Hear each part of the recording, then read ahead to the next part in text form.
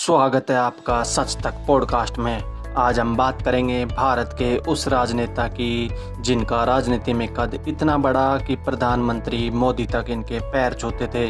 गांव वालों का इतना लाडला कि 20 वर्ष की उम्र में इन्हें सरपंच बना दिया।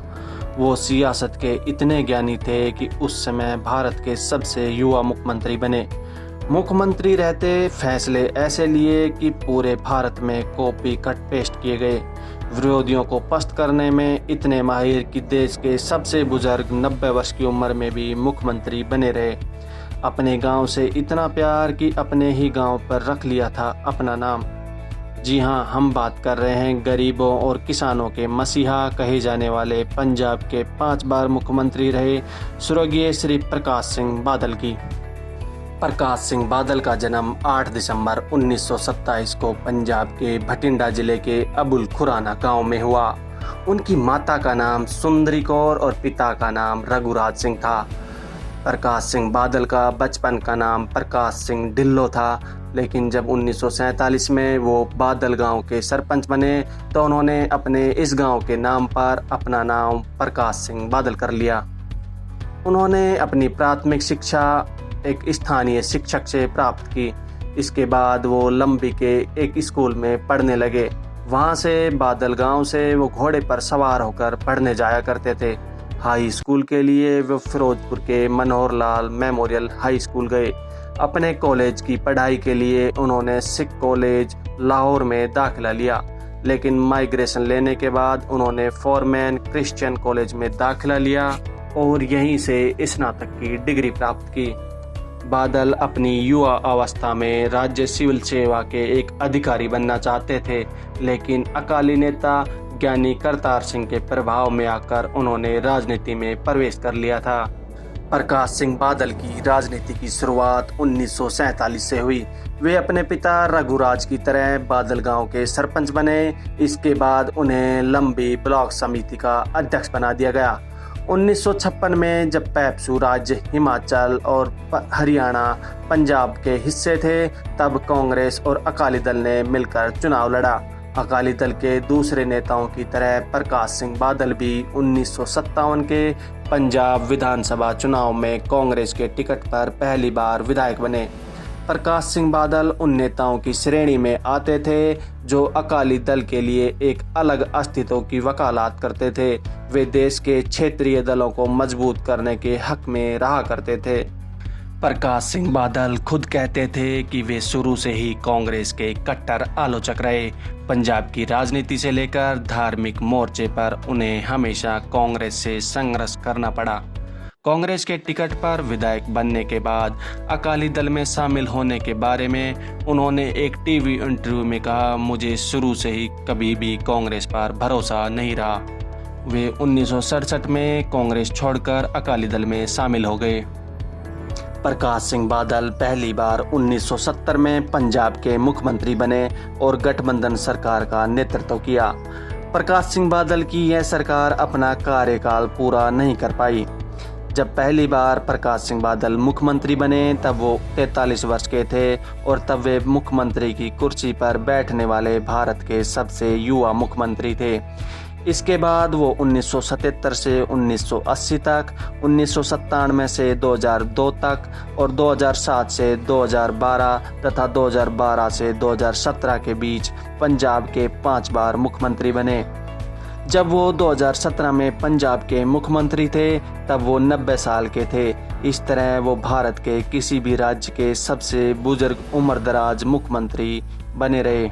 प्रकाश सिंह बादल 11 बार विधानसभा के लिए चुने गए थे। हालांकि वो 1967 और 2022 के विधानसभा चुनाव हार गए थे। हालांकि चौधरी चरण सिंह के नेतृत्व वाली केंद्र सरकार में वे 1979 से 1980 के बीच कृषि मंत्री बने थे, लेकिन उसके बाद उन्होंने फिर कभी केंद्र की राजनीति की ओर नहीं देखा। उसके बाद अपना पूरा ध्यान उन्होंने पंजाब की राजनीति पर ही केंद्रित रखा था। प्रकाश सिंह बादल 5 बार मुख्यमंत्री रहते हुए कुछ ऐसे ऐतिहासिक फैसले लिए जिनका जिक्र आज भी हर भारतीय के जुबान पर रहता है। वर्ष 1977 में दूसरी बार पंजाब का मुख्यमंत्री बनने के बाद प्रकाश सिंह बादल ने किसानों के हित में बड़ा फैसला लिया। उन्होंने खेतीबाड़ी में काम आने वाले ट्रैक्टर को गड्ढा यानी कि बैलगाड़ी की कैटेगरी में घोषित कर दिया और उसका रोड टैक्स माफ कर दिया। बादल कहते थे ट्रैक्टर तो किसानों की बैलगाड़ी है, इसलिए उस पर रोड टैक्स क्यों लगना चाहिए। उसके बाद कई दूसरे राज्यों की सरकारों ने भी बादल के इस फैसले को फॉलो किया। आज पूरे देश में खेतीबाड़ी के काम में इस्तेमाल होने वाले ट्रैक्टर पर रोड टैक्स माफ है। वर्ष 1997 में अकाली दल और बीजेपी गठबंधन को बहुमत मिलने के बाद प्रकाश सिंह बादल चौथी बार पंजाब के मुख्यमंत्री बने। अपने इस कार्यकाल में उन्होंने कर्ज तले दबे किसानों को बड़ी राहत देते हुए उनके खेतों में लगी ट्यूबवेल का बिजली माफ करने का ऐतिहासिक फैसला लिया। बादल कहते थे सबका पेट भरने वाला किसान पहले ही कर्ज के बोझ से पिस रहा है, ऐसे में सरकार का दायित्व है कि वह उन्हें बिजली मुफ्त कराए। 2012 के कार्यकाल में उन्होंने अमृतसर में गोल्डन टेम्पल के आसपास हेरिटेज गलियारे का निर्माण कराया, जिसे आज दुनिया भर से लोग देखने आते हैं। इसी तर्ज पर बाद में अन्य राज्यों में उज्जैन में महाकाल मंदिर, बनारस में काशी विश्वनाथ के आसपास इसी तर्ज पर हेरिटेज कॉरिडोर बनाए गए। 1997 से 2002 के कार्यकाल में उन्होंने बीपीएल परिवारों को सस्ता आटा और दाल देने वाले पहले मुख्यमंत्री बने थे।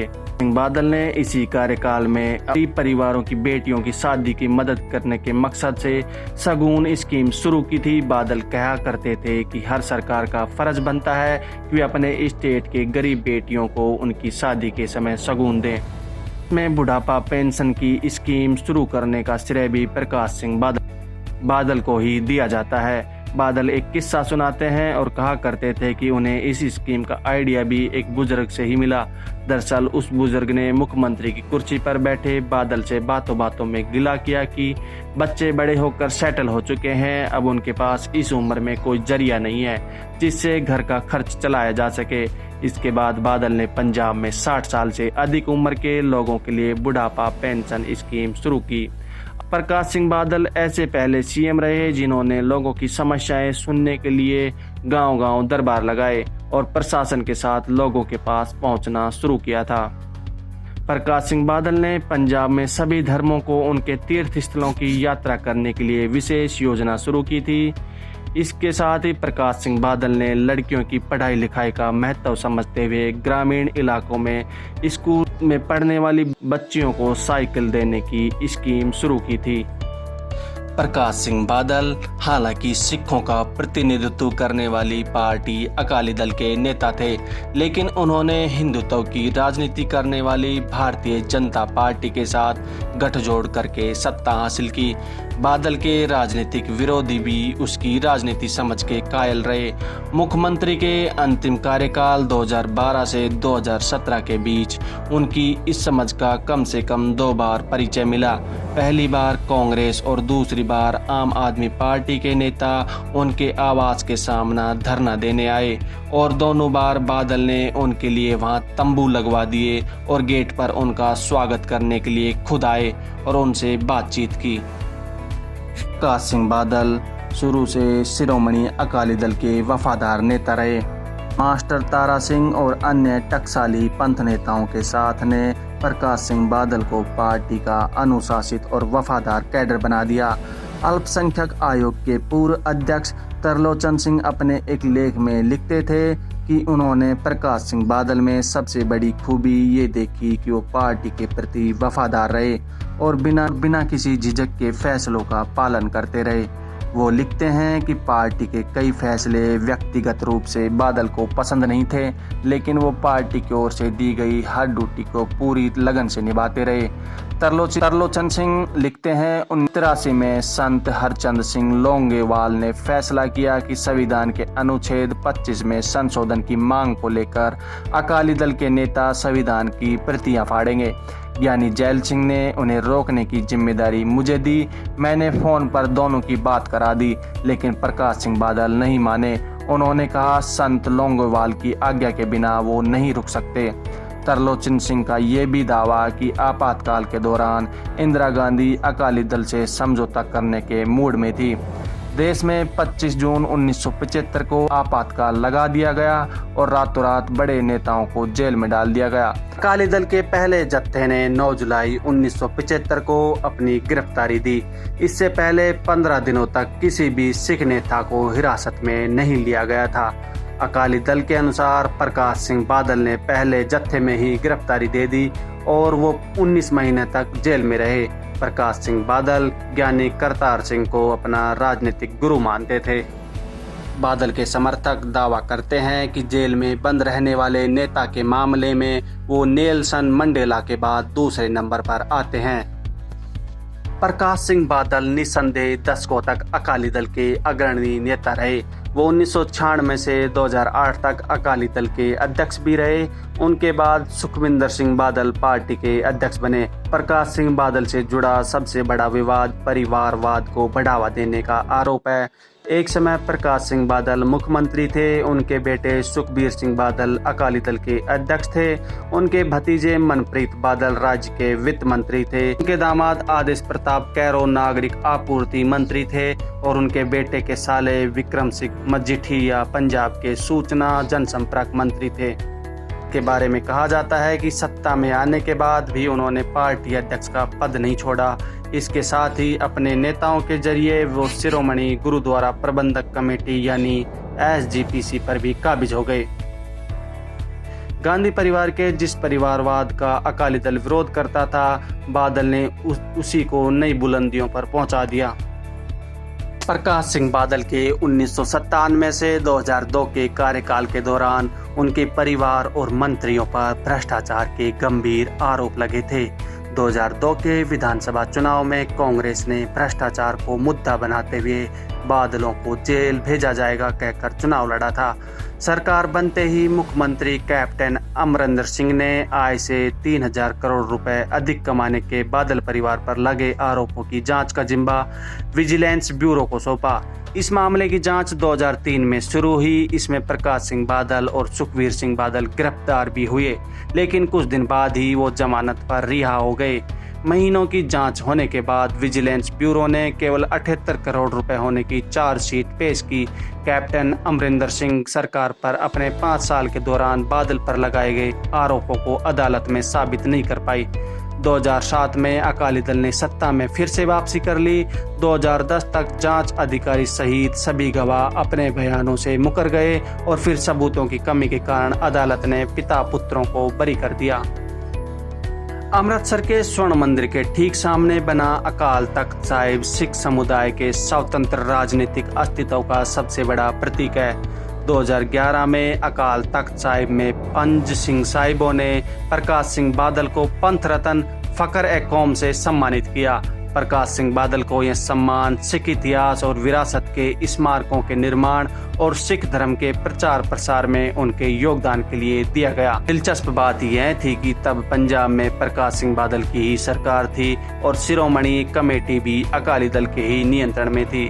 पंथक हलकों में इसे खुद को ही सम्मानित करने के रूप में देखा गया और बादल पर सिख परंपराओं को चोट पहुंचाने का आरोप लगा।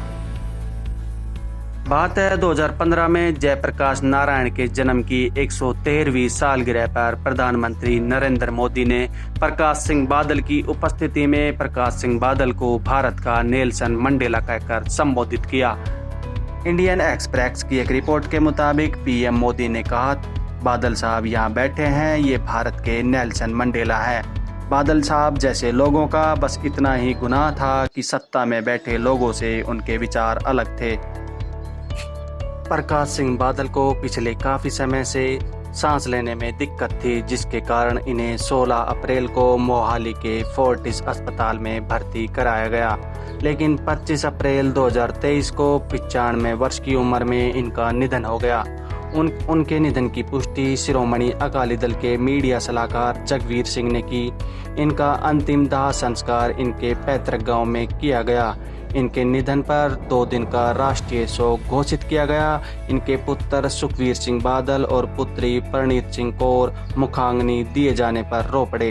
प्रधानमंत्री ने ट्वीट कर इनके मौत पर दुख जताया। वहीं अनेक बड़े नेताओं ने भी इनके मौत पर दुख प्रकट किया। वीडियो पसंद आई हो तो चैनल को सब्सक्राइब करें। जय हिंद।